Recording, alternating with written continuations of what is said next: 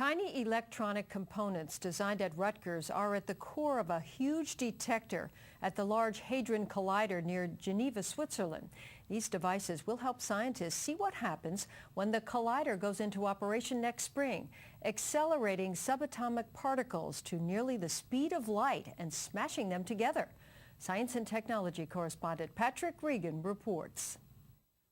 Deep down inside the compact muon solenoid, or CMS, is something called a pixel detector, with 60 million channels of electronics that have to be read out once every 25 nanoseconds. All-round lab wizard Ed Bartz designed some of the specialized radiation-hardened circuitry needed to control that flood of raw data. At that time, I had no clue how to really design these chips, and I had to learn. I had to get help from our collaborators to explain to me some of the techniques and tricks involved. And right now I'm trying to think. I think I've made 6 integrated circuits that are actually used in the detector.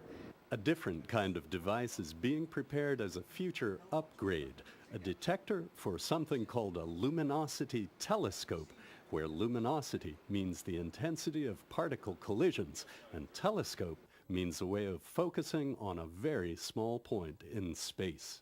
These are pixel devices, and so they have 1,000 different sensors located in this tiny 4 millimeter by 4 millimeter space.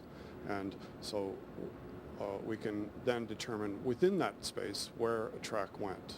This will sit in a telescope array, and so there'll be 3 of these devices in a telescope, and there'll be 8 telescopes in a concentric array around the beam pipe, and that will serve to measure this beam luminosity that we want to measure at CMS.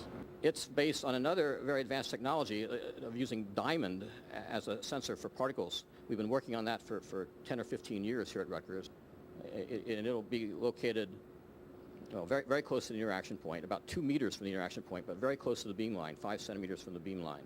Very close into the collisions. The radiation environment is extremely severe, and only diamonds can survive. Some of the needed testing can be done right here in a black box with a radioactive source, electronics coupled to homegrown software, and a display that shows individual radioactive particles as they register.